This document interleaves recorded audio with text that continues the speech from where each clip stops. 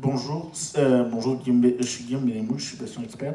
Ma question s'adresse à l'orthophoniste qui a fait une très belle présentation d'ailleurs. Simplement, est-ce qu'on a évalué l'utilisation des logiciels de dictée vocale et de retour vocal chez des enfants en âge scolaire, collège et lycée en particulier? Voilà, en complément de votre propos, et encore merci pour la qualité de votre propos. Bien sûr, on utilise pour un certain nombre de patients, on fait cette proposition de la dictée vocale,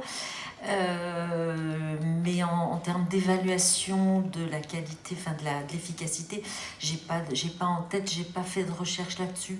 Je connais pas tout, j'ai pas le temps de chercher dans toutes les directions, donc je peux pas vous dire.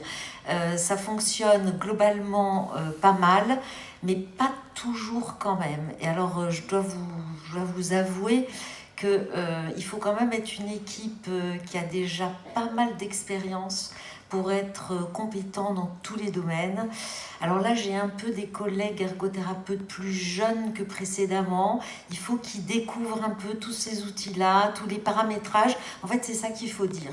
Quel que soit l'outil qu'on propose à l'enfant, faut avoir fait un choix soigneux de l'accès et ensuite des paramétrages. Tous les logiciels ont des nécessités de paramétrage précis. Et ça, c'est pas toujours au top, ou en tout cas, c'est pas toujours dans un premier temps qu'on parvient au meilleur résultat. Donc il faut du temps. L'autre jour, j'ai demandé pour un patient, j'aimerais qu'il puisse être équipé d'une dictée vocale. Et on m'a dit, mais non, ça marche pas. Alors, comme j'ai un peu de bouteille et puis que j'ai eu des expériences antérieures, j'ai dit, non mais t'es sûre, t'as essayé ci, t'as essayé ça, mais non, j'ai acheté ça. Bon. Jusqu'à ce que peut-être, voilà, on s'y colle à plusieurs, qu'on essaye, qu'on y arrive. Je pense qu'il n'y a pas de raison. Maintenant, ils sont de bien meilleure qualité et même chez des patients dysarthriques, en principe, on arrive à ce que la machine apprenne à reconnaître la voix et les troubles d'élocution et puisse quand même faire un rendu correct. Mais bon, tout ça gagne tout doucement en qualité, mais bon, quand même, ce que j'ai pas dit, personne ne dit ça là partout, mais c'est que tout ça c'est excessivement chronophage, hein, c'est-à-dire qu'il faut un temps fou pour voilà, travailler, affiner, préciser, et sans même parler du temps que représente l'entraînement de l'enfant à l'utilisation des outils. C'est long.